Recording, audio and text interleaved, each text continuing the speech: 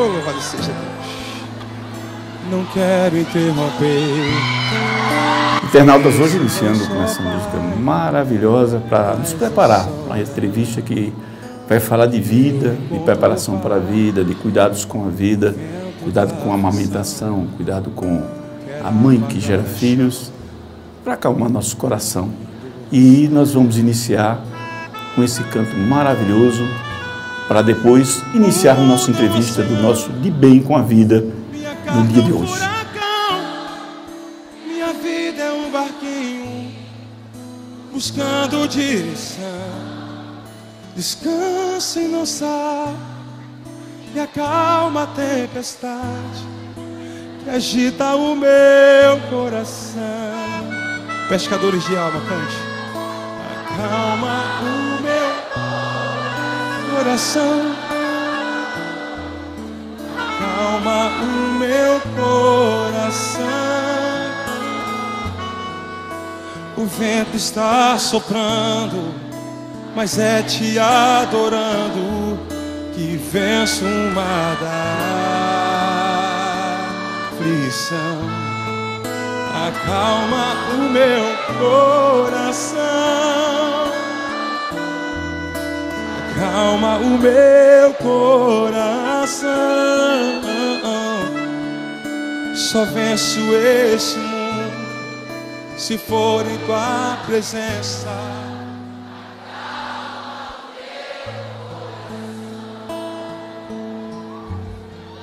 O barulho do mar vem pra me confundir. Ó Pai, não deixa as ondas minha fé diminuir. Perdoa se pensei, teimei esse silêncio, não estivesse. Mas eu sinto o cheiro do Senhor nesse lugar. Viver na superfície sem poder respirar é o mesmo que morrer por não te adorar. És meu oxigênio, Senhor, sem tua presença minha fé vai naufragar. Acalma o meu coração. Acalma o meu coração. O vento está soprando, mas é te adorando que venço uma da aflição.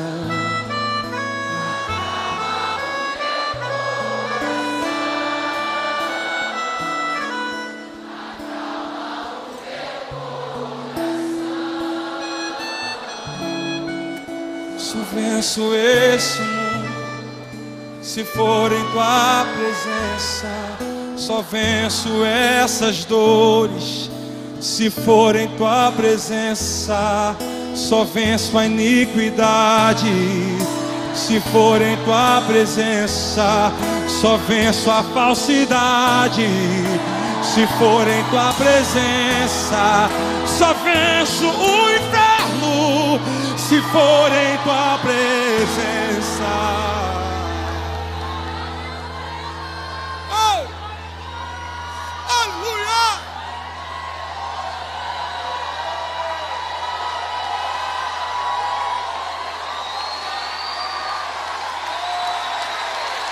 Acalma o meu coração.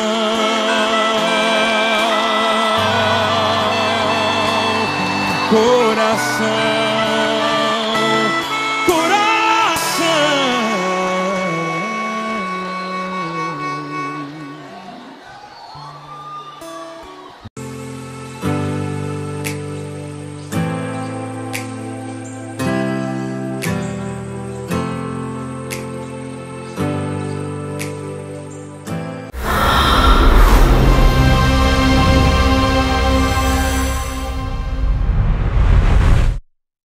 Olha aquele peixe a subir, deixando a correnteza pra trás.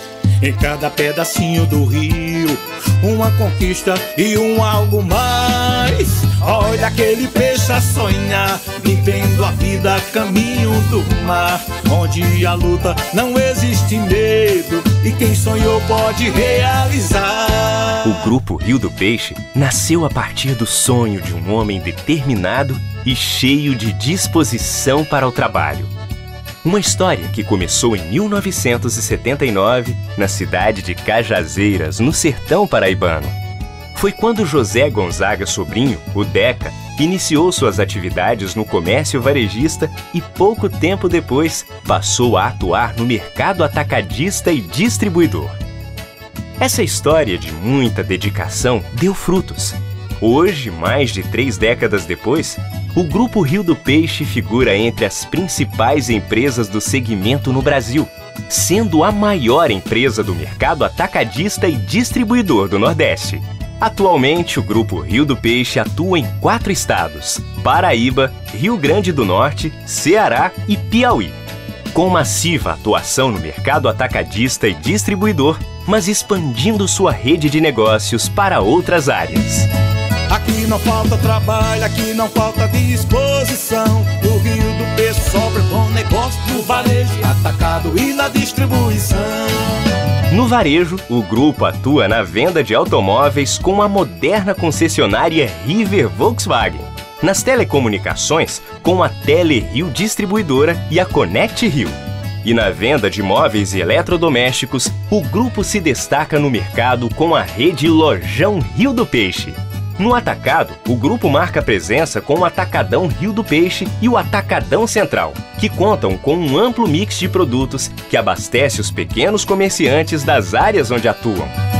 A Gonzaga Distribuidora e a Distribuidora de Bebidas Rio do Peixe atuam com muita agilidade graças à sua moderna rede logística, que permite o cumprimento de prazos e uma prestação de serviços de alta qualidade. Menino, olha só quanta coisa pra mostrar, preste muita atenção, são os números que vão falar. O Grupo Rio do Peixe não para de crescer e evoluir, apresentando números fantásticos que comprovam a força do seu trabalho. Uma empresa que figura entre os maiores contribuintes do Nordeste, com mais de 4.000 funcionários. Uma frota que roda mais de 900 mil quilômetros todo mês, mais de 90 mil pedidos mensais e uma ampla armazenagem para atender mais de 34 mil clientes ativos.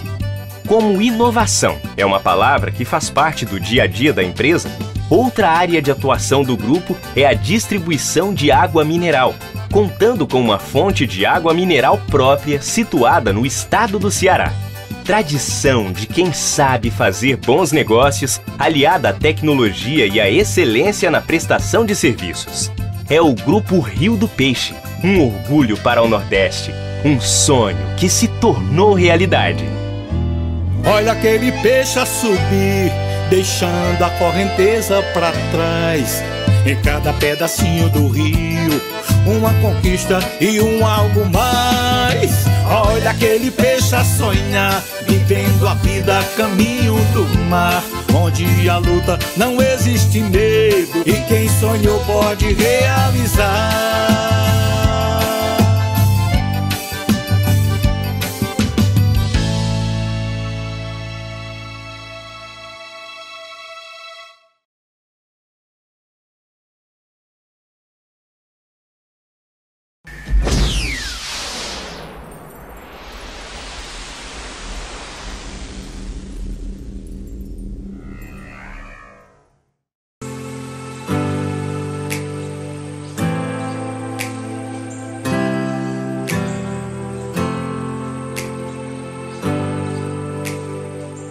De Bem com a Vida, novamente aqui com nossos convidados, Ana Raquel Saraiva, a doutora Ana Raquel Saraiva, que vai falar conosco.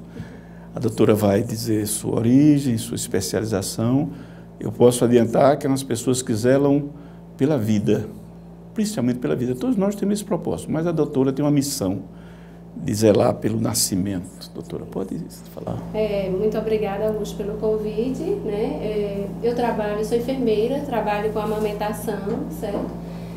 Tenho especialização em enfermagem neonatal, E ao longo de 12 anos de formada, comecei aqui no Cariri, porque eu me formei fora, fazendo esse trabalho de formiguinha, de orientação desse aleitamento materno.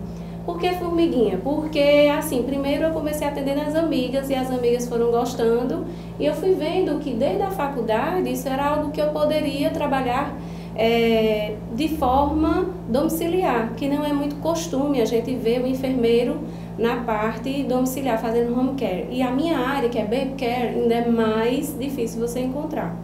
Quando eu cheguei aqui no Cariri, então, era mais difícil ainda, ninguém fazia. Então, aqui no Cariri cearense, eu fui uma das primeiras a fazer esse tipo de serviço. E aí as minhas clientes começaram a observar que se eu tivesse feito esse atendimento durante a gestação, teria sido melhor. E aí comecei a ouvir, né, a dica delas, o conselho delas, não, você devia atender durante o pré-natal e tal.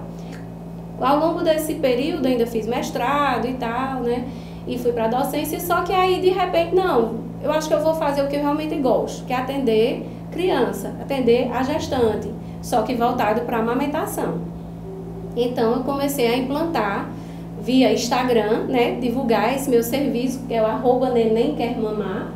E aí, fazendo esse serviço de formiguinha, comecei abrindo o primeiro consultório de enfermagem aqui do Cariri. Então, é um primeiro consultório porque não tem outra enfermeira fazendo isso ainda em consultório, que é o trabalho de aleitamento materno, só que orientando no pré-natal. E aí, dando continuidade a essa minha caminhada, né, as minhas clientes começaram a dizer, Raquel, mas por que você não vem para a maternidade? É tão importante que a gente se sente tão inseguro nesse momento, né? É um momento de tanta aflição, tanta tensão. Será que o bebê vai mamar? Será que não vai? E aí, nisso, elas começaram a me pedir para que eu fosse para a maternidade. E aí, comecei a conversar com as maternidades e eles começaram a dizer, não, pode vir, você só se identifica, diz que vai fazer, qual quarto que você vai atender, que a gente já sabe que lá a gente vai ter uma boa assistência. E assim fiz. Então, hoje, além de fazer o trabalho no consultório, trabalho domiciliar, eu também atendo na maternidade. Só que aí é um trabalho extra. Não tenho vínculo com a maternidade. É um trabalho em que eu negocio diretamente com a minha cliente para que naquele dia, caso ela entre em trabalho de parto normal, ela só me avisa, ó, tô indo para a maternidade, porque é mais difícil você controlar, né? Porque o parto normal ele vem na hora que o bebê realmente desejar. Quando é o parto cesariana, a mãe já vai estar marcada, agendada, já sabe o dia, ela já me avisa, ó, me internei, tô aqui e tal. Nisso vem dando certo, graças a Deus. Então, esse trabalho que começou de formiguinha, hoje aqui no Cariri já se tornou bem conhecido. E as mães, é tão interessante porque as próprias mães, elas não ficam mais somente com contato com elas. Elas já marcam as amigas no Instagram, já passam o meu contato. Ó. Ontem eu ouvi uma avó dizendo assim, minha filha, se eu soubesse antes, além de ter a equipe lá esperando na maternidade, você estaria lá comigo. E foi a fala de uma avó. Eu fiquei muito feliz, porque uma avó reconheceu o trabalho do enfermeiro, a importância do trabalho do enfermeiro, ali naquele momento tão singular, que é a amamentação, que é o cuidado com o bebê. Não tem dinheiro que pague, certo? Porque, assim, é um momento de bastante fragilidade daquela mulher. Aquele casal, ele está aprendendo com o bebê, como é que ele cuida, como é que é uma posição, a mãe, como é a posição, a melhor posição para colocar o bebezinho para mamar, qual a melhor forma, em quanto tempo eu tenho que amamentar essa criança. Então, essas dúvidas, durante o trabalho do pré-natal, que é feito com o obstetra, muitas delas não dá tempo de fazer. E aí essa cliente, ela agenda no consultório ou então, às vezes até em domicílio, porque elas não têm como se deslocar por algum problema, tipo uma gravidez mais de risco e tal. E aí elas agendam comigo e eu faço esse acompanhamento. Nesse acompanhamento eu oriento exatamente isso. O que é que ela vai encontrar no pós-parto? Como é que ela vai cuidar do bebê? Como é que ela troca a fralda? Algumas mães não sabem identificar o choro. Algumas mães perguntam assim, mas Raquel, elas me mandam um WhatsApp depois que o bebê nasce. Raquel, esse menino só chora, é isso mesmo? É isso mesmo, porque o bebê não tem como se comunicar. A forma que ele tem de realmente dizer, eu estou com dor, estou com fome, estou com frio, com calor, é chorando. E aí nisso elas se angustiam e ficam meio sem saber como conduzir. E é nesse momento que Nenê Quer Mamar entra de novo, para orientar, caso ela não tenha falado comigo no pré-natal, que foi o que aconteceu, e acontece com uma certa frequência ainda. Algumas mães deixam realmente para o pós-parto. E aí, quando isso não acontece, eu vou orientando todo o passo a passo que teria sido passado tranquilamente durante o pré-natal, todo de uma vez só, durante o pós-parto. Mas dá certo, Augusto. O negócio é ir atrás e se informar que a amamentação dá certo. O problema é que, às vezes, a gente sempre deixa para depois. Acha que não, isso é supérfluo, não vou chamar não preciso, não, eu já sou mãe de segunda, terceira viagem, eu já sei como conduzir a amamentação. Minha experiência não mostra isso não. Exatamente vem mostrando que quanto mais preparada essa mulher, seja para o primeiro, seja para o segundo, seja para o terceiro, ou quantos ela quiser ter, é melhor. Porque ali não, ela vai lidar não apenas com o bebê, é com o bebê, com a fragilidade dele, com a casa, com toda aquela dinâmica nova. E aí quando vem o segundo, do mesmo jeito, vai lidar com o primeiro, com o bebê novo, com a casa, com a dinâmica, com o trabalho, retorno ao trabalho. Então é todo um movimento que é se criado ali no entorno daquela mulher que ela fica realmente perdida. E nisso causa um risco de depressão pós-parto. Então, assim, quanto mais preparada ela tiver, quanto mais empoderada, que essa é a palavra da vez agora, né? Quanto mais empoderada, melhor vai ser para fluir essa amamentação, porque ela vai estar realmente pronta para receber, sabendo lidar com os aspectos positivos e os aspectos negativos. Ah, porque eu fiz consultoria, eu não vou ter problema? Não, você pode ter problema, e é isso que eu preparo. Você pode ter problema com cólica, pode ter problema com uma fissura na mama, com uma mastite, mas você tem como lidar, porque você foi sabendo que pode dar tudo certo e pode ter algum problema. Diante de algum problema, como é que você vai resolver? É dessa forma que eu trabalho, preparando para que, se tiver algum problema, consigamos resolver. Então, nós tínhamos, assim, o conhecimento do pré-natal, que a obstetra acompanha, a obstetra, né? Aí a doutora viu essa necessidade, né, importante do acompanhamento diante da convivência com as mães e os pais, né? O Mion teve no programa do SBT, do De Noite, e ele escreveu um livro, a experiência dele com a filha, né? Com o filho, mas é com a filha. Essa interação, né? Uma presença maior. E ele disse que a vida dele foi transformada nessa situação. Eu estou citando assim porque eu tenho certeza que nesse seu trabalho há envolvimento também do marido nessa situação. Porque o pré-natal passa para todos nós, eu sou um leigo, estou fazendo pergunta de quem não entende, viu, doutora? Que é um trabalho feito exclusivamente com a mulher, que o obstetra tinha um acompanhamento exclusivo com a mulher nesse período todo, mas no seu pensar e na experiência que teve, antes também com o acompanhamento da enfermeira. E nessa construção de preparo, o consequente acompanhamento durante o parto e pós-parto. Eu tenho experiência particular com minha irmã, que ela, no parto da minha sobrinha, o pediatra sofreu muito. Porque ela chegava em casa, a criança não acordava e ficava de bruços muito tempo. Como a senhora falou agora há pouco, todo choro ela ligava ao pediatra. Choro alto, choro baixo, choro prolongado, chorou para ir no banheiro, chorou para comer. E aí o médico disse, olha, ele às vezes estava dormindo, disse, doutor, eu não dormi ainda, nem ele, nem meu marido. Por quê? Porque ela virou para dormir e eu acho que ela morreu. Eu disse, não, né? Então, tudo isso, né, doutora, porque assim, é como se diz, empoderado no poder do conhecimento, não é verdade? Sim. Essa brecha que a senhora encontrou, que foi muito importante, que é uma preparação. Então, o seu trabalho dá a possibilidade da mãe e do pai, aqueles paradigmas, aquele desconhecer de muitas coisas, que para eles é como foi dito agora, porque tem um ou dois filhos, não quer dizer que o próximo parto ela não vai ter um problema por falta de conhecimento. Então, quando engravida no primeiro mês ou quando faz o exame, doutora, já começa seu trabalho? É assim, Augusto, o meu trabalho, ele não exclui o trabalho do obstetra. Eu sempre falo isso, o meu trabalho, ele complementa o que o obstetra vai falar.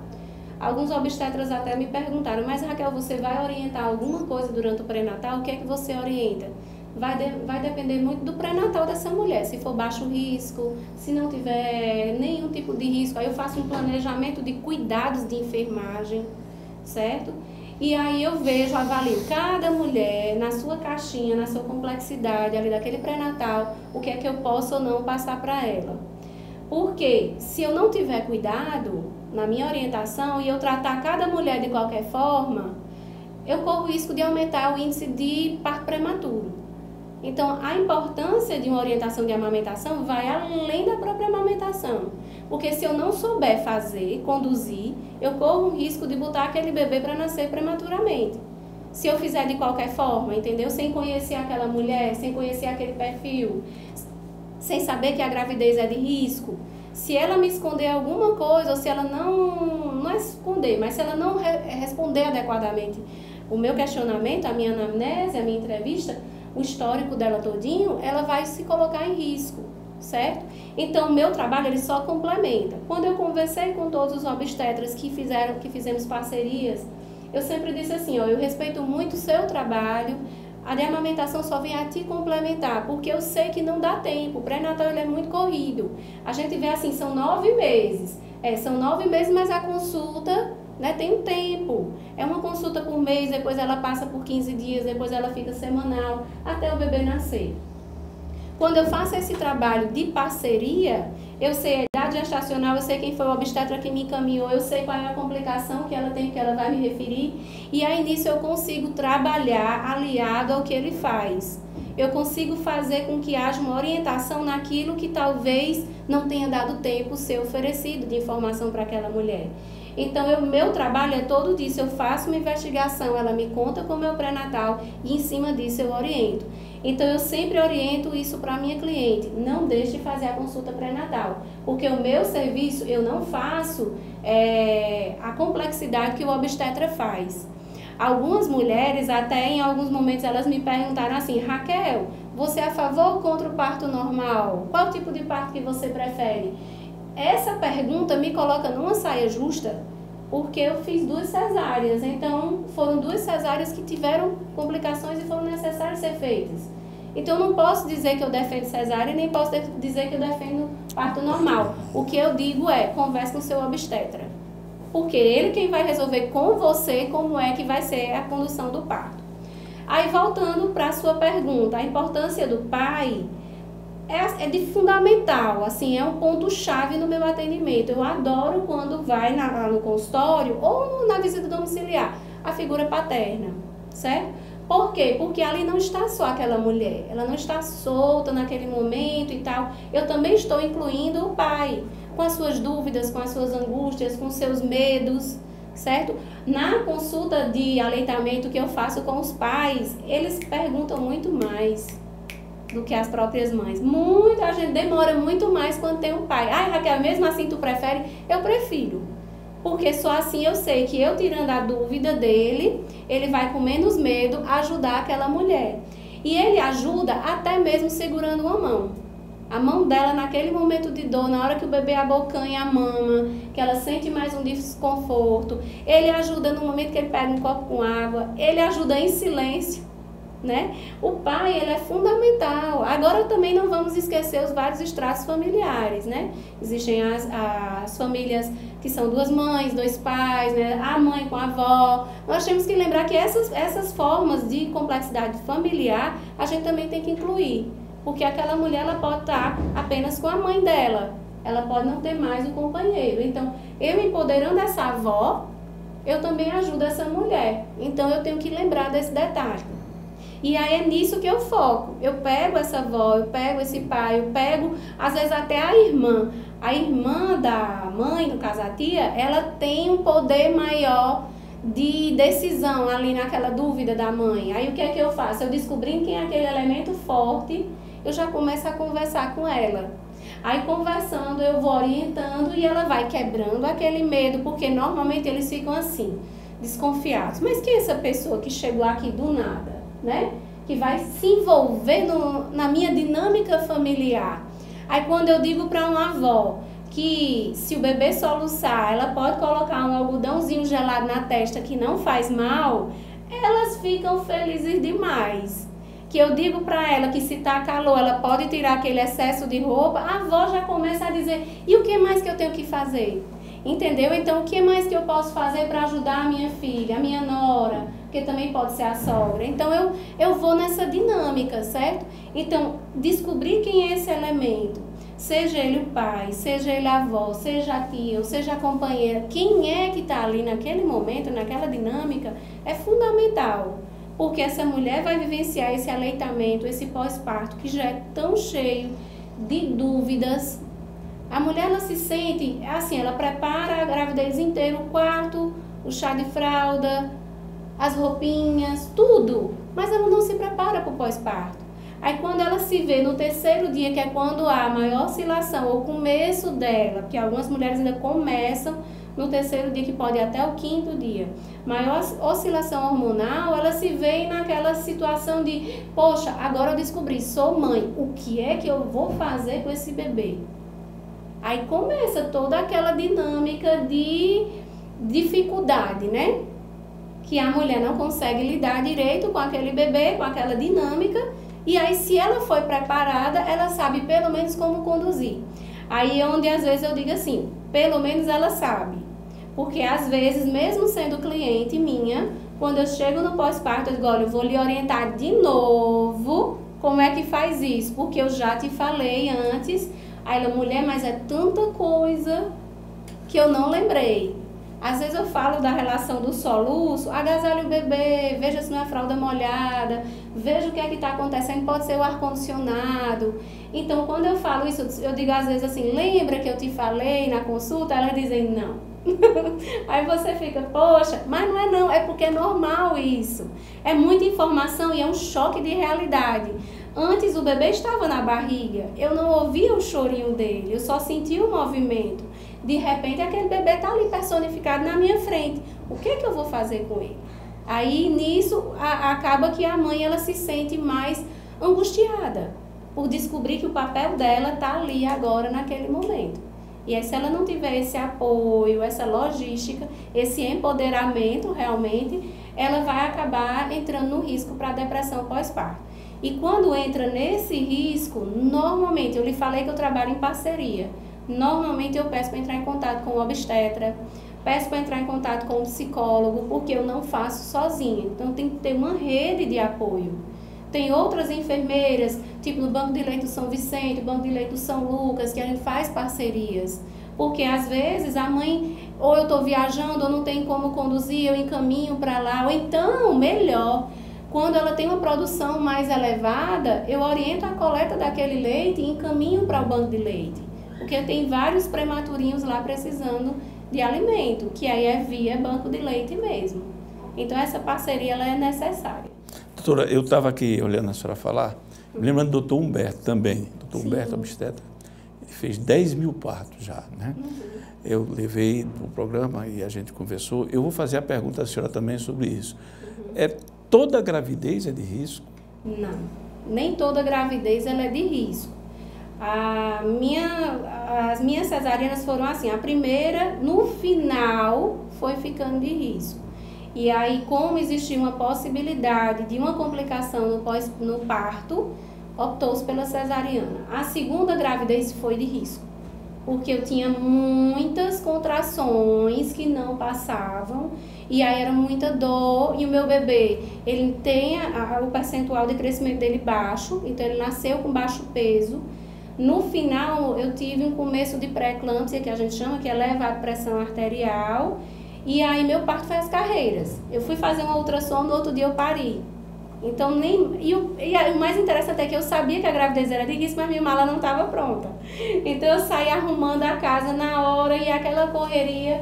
E aí, nessa hora que você precisa dessa estrutura familiar, porque todo mundo, eu fiquei em repouso e meu esposo, minha mãe, quem estava perto foi ajudando e passando roupa para poder dar certo, chegar à maternidade no outro dia. Mas nem toda gravidez é de risco, entendeu? Assim, vai muito daquela complicação que o seu obstetra percebeu, aquele risco que pode surgir. Agora, a obesidade a gente sabe que pode levar a uma gravidez de risco. No caso, eu tinha hipertensão de artéria uterina, então tinha um risco maior, entendeu? Que era para levar a pré-eclâmpsia, que era pressão alta, mas eu não tinha sangramento, não tinha nada. Então, ela foi considerada de risco por esse quadro. Mas existem mulheres, clientes minhas inclusive, que têm partos normais, entendeu? E eu acho show de bola. Só que infelizmente existem os riscos. E aí, no caso, seria necessária a cesariana. Eu estou vendo o meu internauta ali, o telespectador, e fico pensando assim, ele está perguntando assim, doutora, e nessas questões que a mãe já sabe, que a criança vai ter um problema, foi detectado, a importância do seu trabalho de acompanhamento? Aí onde está, uma vez uma mãe me chamou para fazer o atendimento e na hora que ela começou a narrar que ela tinha um risco de parto prematuro ou até mesmo gemelar, né? Que eu vou colocar no mesmo... O gemelar significa... Dois bebês, né? Ela está grávida de gêmeos ou trigêmeos, eu também já tive clientes de trigêmeos. Uma das frustrações delas é porque quando eu chego para fazer a visita, que eu diagnostico, né, que eu percebo, no caso, que existe uma gravidez de risco, eu digo assim, olha, nessa mama você não vai fazer nada. E aí elas olham assim, mas como? Quer dizer, eu não vou fazer nada, eu não vou preparar minha mama. Não, é risco-benefício. O benefício vai superar e o teu bebê vai nascer. Então, vamos deixar essa mama pronta, vamos deixar ela quietinha, não vamos mexer nela não. Porque as mães, elas têm aquela ansiedade de querer mexer. Ai, mas minha vizinha mexeu. Sim, mas a sua vizinha não teve uma gravidez de risco. Ou sua vizinha não teve uma gravidez de gêmeos. Para que você vai mexer nessa mama? Deixa quieto, certo? Se alguém te orientou a fazer, me pergunte antes de fazer, eu sempre dou essa dica. Porque a amamentação, o pessoal acha que é receita de bolo. E aí eles acham que é só escrever lá, banho de sol não sei o que, passar a buchinha não sei o que, fazer não sei o que, não sei mais o que. Não, não é isso não. A amamentação, a orientação, ela é pessoal. Eu tenho que conhecer se essa mulher tem uma expectativa positiva ou negativa diante da amamentação.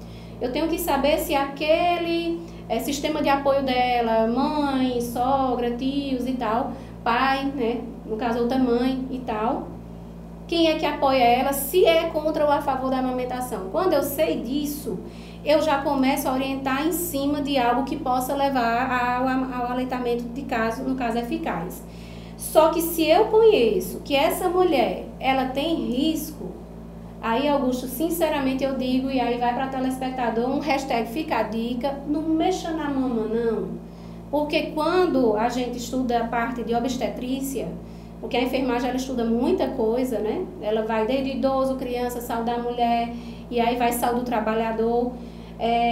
Estudando a obstetrícia, utilizando o livro Rezende, a gente via muito que o útero e a mama eles estão interligados.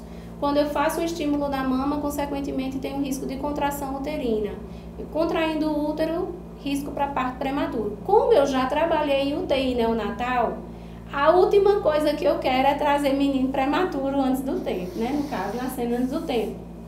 Então, a dica que eu dou assim de coração, não mexa na mama não, porque mexeu na mama vai levar a contração uterina. Tem alguns estudiosos que dizem que não, certo? Só que o que é que minha experiência fala agora enquanto mãe? Quando eu estava na primeira gravidez, já no finalzinho, quando eu comecei a fazer algumas atividades que eu oriento na idade gestacional correta, certo? Sem ser risco para prematuro, eu senti aumentar a contração uterina. Então, se eu sinto a contração uterina quando eu manipulo minha mama, para que eu vou mandar uma mulher que está com gravidez de risco, com gravidez gemelar ou trigemelar, para mexer nessa mama? Então, eu não indico não. Assim, eu respeito a conduta de cada um, mas eu nem quer mamar, oriento não. Porque eu não quero complicação para mim, não. Não sei se quem está nos assistindo está com essa dúvida, mas eu fiquei quando a doutora falou aqui, que eu imaginava assim, a gravidez é uma coisa linda, né? Maravilhosa, tudo é alegria, tudo. Logicamente tem a parte dolorosa das dores, contrações e tudo, mas ao nascer a gente acha que tudo acabou. E eu não sabia que o amamentar trazia dores, que é doloroso para a mãe. Eu não sabia, eu pensei que não sentia isso, dor nenhuma. É assim, ó, a gravidez ela é só o começo, né? Da mulher se tornar realmente agora mulher, mãe, ela vai mudar o papel, que é uma das teorias que a gente estuda na enfermagem, teoria dos papéis, ela deixa de ser esposa para ser mãe, ela fica dupla agora a teoria que ela vai utilizar nesse momento. E aí, quando ela gesta, ela fica naquele momento que muitas se acham feias, e eu respeito, mas me preocupo, certo? Então elas não aceitam a gravidez, elas não aceitam aquela barriga, elas não aceitam não vestir mais certas roupas que elas vestiam antes. E isso me preocupa, mas eu respeito. Quando me preocupa, eu encaminho para o psicólogo ou peço para ela falar, referir isso durante o pré-natal para o obstetra.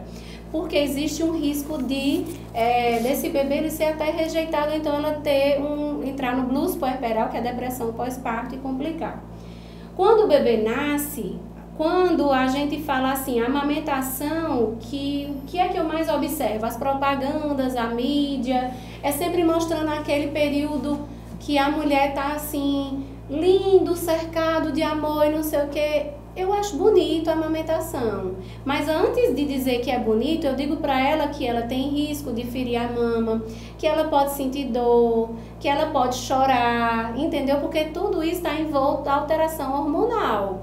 Então eu não posso chegar para minha cliente e não prepará-la dessa forma, porque ela vai encontrar no pós. Eu tenho que saber que essa mulher, ela pode simplesmente, como eu, no meu primeiro parto eu chorei 30 minutos, eu estava no 3º dia de pós-parto, e aí a alteração hormonal veio e eu fiquei naquela situação, meu Deus, eu agora sou mãe, como assim? Eu chorei 30 minutos seguidos. E no meu segundo parto eu chorei 1 hora. Então, assim, é aquela realidade, aquele choque, aquela alteração hormonal. Mas eu também não vou sair daqui dizendo para o internauta, né, para o telespectador, que a amamentação é um sofrimento que é péssimo. Não! A amamentação bem orientada, ela é ótima. Eu tive clientes que eu orientei durante o pré-natal, fiz 2 visitas de pós-parto e o bebê está mamando. Eu adoro quando isso acontece e elas ficam felizes demais. Por quê? Porque essa mulher foi preparada. Ela sabia que aquilo ali podia ter acontecido. Entendeu? Então, assim, essa mulher preparada, ela vai vivenciar de uma forma menos sofrível aquele momento. Mas não precisa ser esse sofrimento. Agora, também eu não posso dizer para ela que é fácil. Não é fácil. Requer muita dedicação. Ela tem que começar durante a gestação a entender que na hora que o bebê nasce, aquela hora de sono que ela tinha não tem mais, aquela noite que ela dormia, só acordava para ir ao banheiro não tem mais, que ela pode passar 1 hora com o bebê mamando, entendeu? Então tem outras coisas que ela deixa de fazer e que algumas mulheres, elas têm mais dificuldade para entender esse processo. Nisso dela não entender esse processo, acaba que complica esse pós-parto. Porque ela vai se culpar, ela vai se cobrar. Mas, poxa, antes eu tinha tempo de fazer uma unha, eu tinha tempo de fazer uma escova, eu fazia isso. Mas agora não tem mais, porque o bebê nasceu. Aí isso frustra. E aí quando frustra, elas associam ao sofrimento e aí ligam diretamente à amamentação. Se o que eu passei tivesse sido só por isso, né? A gente conseguia dar um jeito, porque é só chamar a manicure em casa. Hoje eu já digo para todas as minhas clientes, quem é sua manicure, ela atende domicílio, quem é a cabeleireira, chama, porque é importante, a mulher ela tá com um momento de autoimagem alterado, e ali ela vai melhorar a imagem dela. Uma escova é vida. Na vida de uma mulher. A mulher sabe a importância, todo mundo sabe. Entendeu? Então, inclusive no orçamento da mulher, essa parte é separada, é sagrado. Exato, uma escova é vida na vida da mulher. E aí nesse momento que ela está mais angustiada, se ela puder às vezes fazer uma mão, já ajuda, já vai fazer com que ela não entre na depressão pós-parto. A gente pode achar que é besteira, mas não é. E aí o que é que eu posso fazer? Eu orientando e preparando ela para tudo isso que ela pode vir a passar, porque como eu te disse, essa outra que eu dei alta semana atrasada, não teve nada, entendeu? Eu dei alta a ela, fiz a visita, tudo bem, assim como outras também que já passaram por mim. Só que quando eu preparo para esse momento, ela já vai sabendo, ó, se acontecer isso, eu sei o que é como conduzir, meu companheiro já sabe que eu estou nesse momento, eu já sei o que fazer, entendeu? E já vai ajudando essa dinâmica. Quando eu pego no pós-parto, aí eu tenho que fazer, como eu te falei, todo aquele trabalho, toda aquela dinâmica de orientação e deixar o ambiente tranquilo. Eu costumo dizer outra coisa, Augusto, voltando à história da escova. Quando essa mulher consegue fazer uma escova ou ter um momento para tomar um banho, né? Porque o banho também é vida. Se ela tem esse momento, essa dinâmica para ela, 30 minutos que sejam para ir fazer alguma coisa, ela já vai tranquila. tranquilizando a mãe, tranquiliza o bebê. Então, isso é um ponto positivo, que é outra coisa que eu faço no meu atendimento. Se eu tranquilizo a mãe, o bebê fica tranquilo, a casa fica tranquila, o companheiro fica tranquilo, fica todo mundo bem. Então, é outro pontinho, hashtag fica a dica para as mães. Eu conversei muito com um cirurgião plástico, certa vez, de maneira muito reservada. Ele ia para o programa, a gente ia marcar, e eu fiz algumas perguntas me colocando na situação do que a gente observa. Certo. Então, doutor, assim, nessa situação encontrou pessoas que fez alguma restauração da mama ou fez por questões estéticas que, para algumas pessoas, podem achar que é luxo e não é. A questão do autoestima é muito importante. Se a senhora teve casos assim de pessoas que recentemente fizeram alguma intervenção plástica e amamentou e engravidou. E a outra pergunta eu fiz a doutor Humberto, e naquele instante nós estávamos naquela audiência sobre o aborto. Certo. Senhora mãe, nesse trabalho tão bonito de preparação, de formação, de fortalecimento para o parto, eu perguntei e pergunto à senhora, a primeira pergunta, nessas questões, né, da questão da intervenção plástica, se isso, na cabeça, como fica a cabeça das mães, a importância do seu acompanhamento, e nessa questão, a mãe que passa por um processo difícil, de uma sequela, de um estupro, e que ela tem condição, aí eu percebo pelo que a senhora diz, que ela, até o parto, sendo normal, cesáreo, um parto como qualquer outro, mesmo com o pré-natal, com obstetra, fica um despreparo e uma ansiedade. Ela tem condição, que é uma coisa que está sendo pedida, de decidir se tira ou não o bebê, por ela ter a decisão do próprio corpo. Falava eu e o doutor Humberto que a pessoa passa por um trauma, ela não está em condições de tomar decisões. Então, não que a senhora seja a favor ou contra nada, mas assim, a mulher que passa por um trauma desse e que tem talvez a notícia, como o doutor Humberto disse, que a questão encefálica, 24 horas, 72 horas, a criança não resiste, então não precisa abortar. E que também, nessa segunda situação, risco, que eu falei do risco da mãe, está alongado demais a pergunta, risco da mãe e na questão do estupro. A mãe está preparada para ela, sim, ela mesma tomar decisão, que é o que estão querendo, que descriminalizar eu acho corretíssimo. A mãe não pode ser penalizada por uma agressão feita e chegada a um fato desse. Mas eu não vejo ela em condições emocionais, racionais, de tomar uma decisão. Então, para que os internautas que têm dúvidas, creio eu, e tem esses casos na família, a mãe fez recentemente uma alteração plástica e engravidou. Outro passou por um processo terrível de um câncer de mama, engravidou.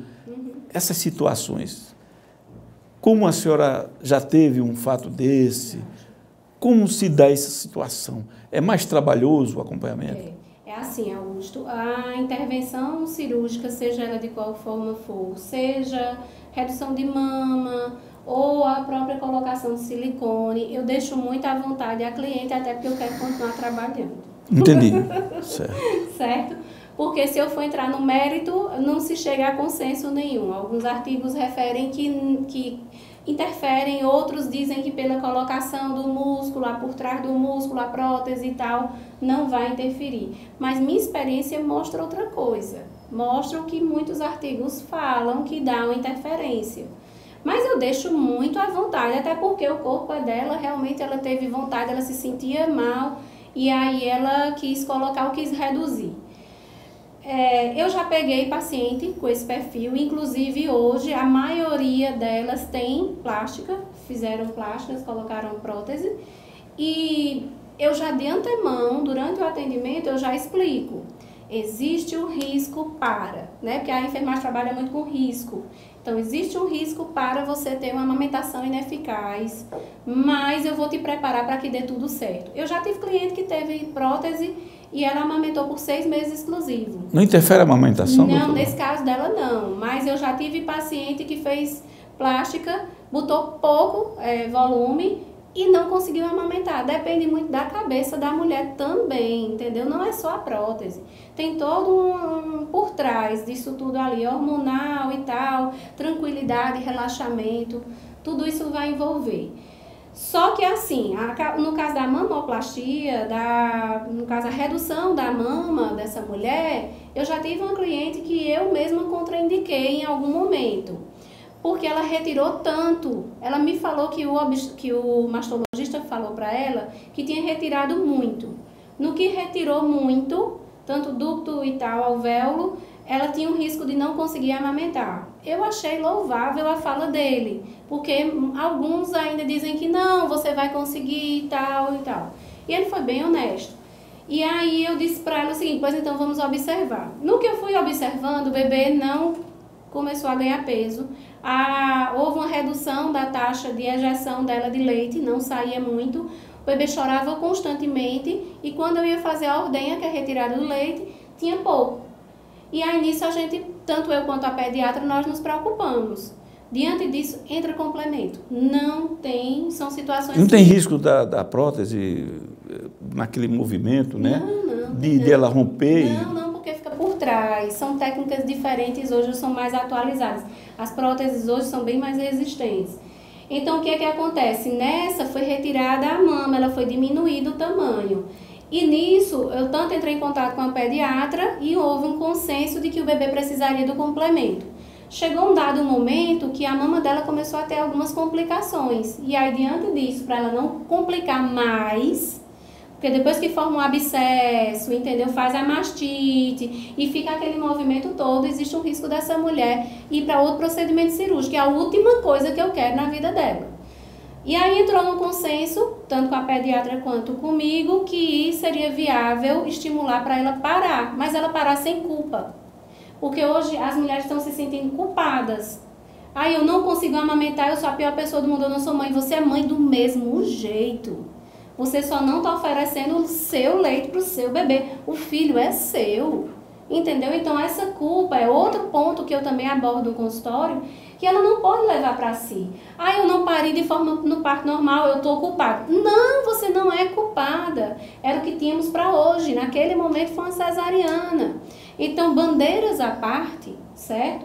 Eu penso que essa mulher ela tem que tirar mais essa carga de culpa.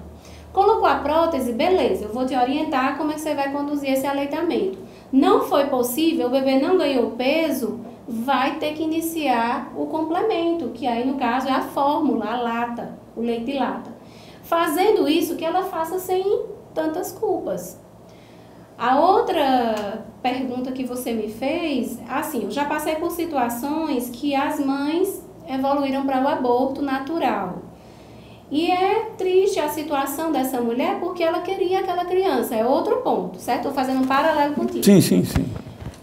Quando isso acontece, você fica naquela situação, eu já fiquei de estar em casa 6 da noite e receber uma chamada pedindo, no caso elas dizem até assim, pelo amor de Deus, vem aqui. E eu vou, certo? Independente se foi por causa disso ou não, mas eu acabo indo porque eu me coloco na situação dessa mulher e ela tinha evoluído ao aborto, né, natural. E fazendo isso, a mama inchou. Quem é que não se coloca na situação dela? Então eu fui fazer todo o trabalho que não tinha sido feito ainda para diminuir essa descida desse leite, para ela se sentir confortável. A médica, como eu te disse, trabalhamos em parceria, já tinha passado a medicação para secar e aí achou que ia secar, ia funcionar, acabou não secando o suficiente e aí eu faço todo esse acompanhamento.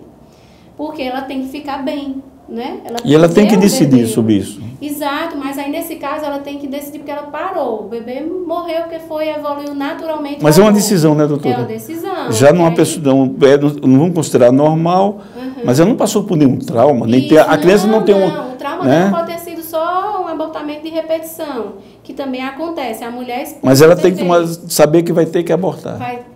Não, nesse caso que eu estou te falando é natural. Sim, é nesse caso mesmo. Vamos para o caso da situação de que está esse questionamento do aborto. Eu, enquanto mulher, eu te diria que eu sou contra. Mas eu, enquanto profissional de saúde, eu não posso dizer isso. Por que eu não posso dizer isso? Eu tenho uma lei que me ampara. Numa situação de aborto, eu posso pedir para outro colega fazer assistência. Está na lei, Código de Ética Profissional da Enfermagem. Só que o que é que acontece? Na situação que vivemos, que existem mulheres que são estupradas, que passam por violências, que a gente sabe que existem os estratos sociais, os níveis socioeconômicos diferentes, e que algumas mulheres elas têm acesso a alguma situação que levou ao aborto, enquanto outras estão virando estatística no Brasil. 1 milhão de abortos. Exato, e elas estão morrendo, virando estatística. Tem mulher morrendo. Mas 1 milhão colocado, não 1 milhão de aborto normal, certo? Isso, tem mulher hoje morrendo por causa da história de aborto clandestino mal feito. E aí o que é que acontece? Quando eu entro nessa pauta, existem várias outras coisas por trás. Existe aquela mulher que é pobre, que não conseguiu fazer aborto de qualidade, que ela não queria aquele bebê, que foi vítima de estupro em casa e que ela é renegada pela sociedade. Existe tanta coisa, Augusto, que eu acho que se fosse para a gente conversar, dar uma entrevista só maior sobre isso, e a gente não chega a lugar nenhum, porque tanto eu tenho minha opinião, como talvez você tenha a sua e o outro tem outra, e vira polêmica. E aí eu prefiro dizer assim, nessa situação, evoluiu ao aborto, eu tenho como assistir ela de alguma forma. Se ela não quiser doar aquele leite, tem estratégias para que ela pare de descer aquele leite e que ela sofra menos. Porque a mulher ela não decide porque ela quer fazer um aborto. Existe toda uma situação por trás dela, existe um aborto que foi até às vezes paterno. Então o pai ele faz aborto quando ele renega aquele bebê, mas a mulher quem aborta. Né? Doutora, é complicado. Nós vamos ter outra oportunidade, a senhora não vai deixar de vir outras vezes aqui, inclusive eu queria, para que nós possamos encerrar, se a senhora pode dar o seu Instagram? Sim. Pode dizer para os nossos internautas? Pronto, então aqui. Você pode acessar, entrar em contato comigo através das redes sociais, Facebook Ana Raquel Saraiva, Instagram @nenenquermamar. Pode também me mandar um WhatsApp através do DDD 88 98836 5769, e-mail anaraquelbsaraiva@gmail. Então, pode me seguir nas redes, mandar um WhatsApp, que dá tudo certo. Então, nós vamos ter outro programa, com certeza, com a presença da doutora Ana Raquel Saraiva aqui, que vai surgir novas dúvidas, novas perguntas. De momento, eu quero agradecer a sua presença, foi enriquecedor de ouvir, e mais essa dinâmica nova, essa coragem de inovar, né, de dar uma dinâmica muito maior, que eu considero 85% das ações do trabalho médico, 85% eu considero na área de enfermagem. E a senhora, ainda achando pouco, ainda fez essa, né? Então, nossos agradecimentos, os agradecimentos da doutora Ana Raquel para os nossos telespectadores e internautas. Eu que agradeço, Augusto, a oportunidade de conversar. Realmente é um trabalho de formiguinha que a gente faz, né? Mas tudo tem um bem em comum, né? Que é aquele bem-estar da mãe, do bebê, da família. Fico à disposição, um dia que você quiser chamar para a gente conversar, pode chamar que eu virei com todo prazer. Muito obrigado, doutora. E nós, do De Bem com a Vida, vamos dar uma pausa, voltamos já com o outro bloco que será especial para todos vocês. De Bem com a Vida.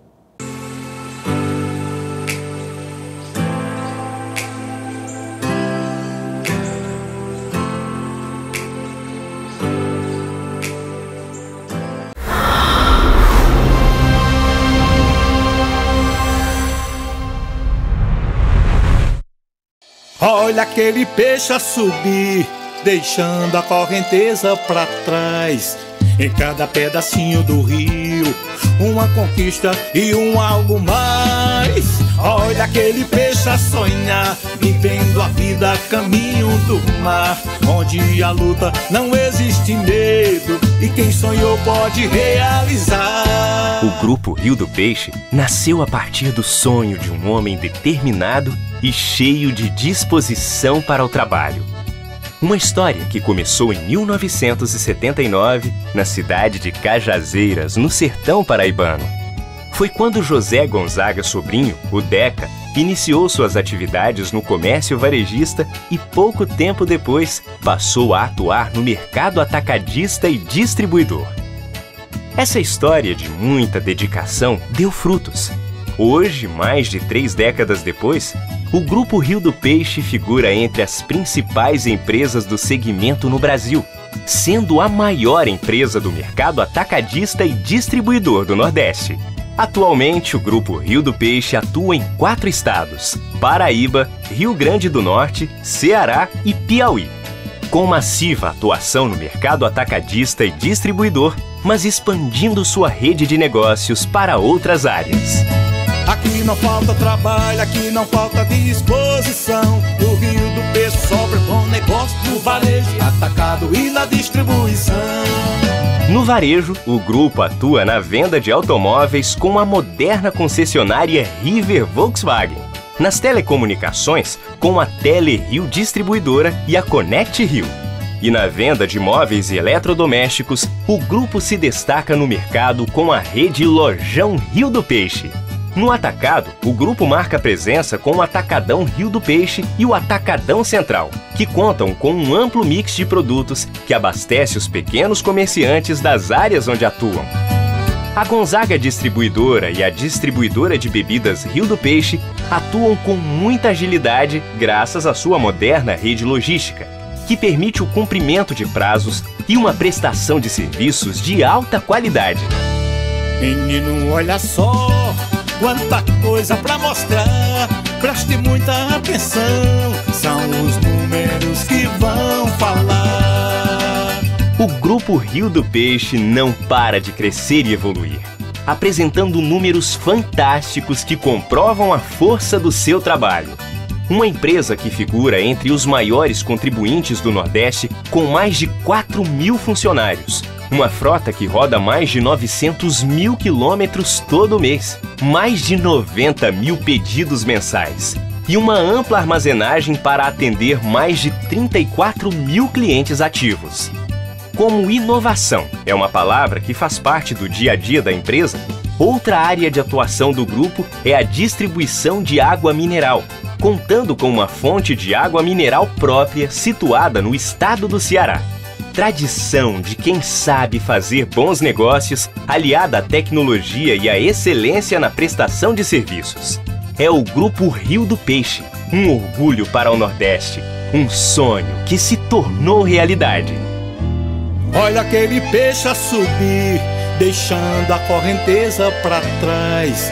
Em cada pedacinho do rio, uma conquista e um algo mais. Olha aquele peixe a sonhar, vivendo a vida a caminho do mar, onde a luta não existe medo e quem sonhou pode realizar.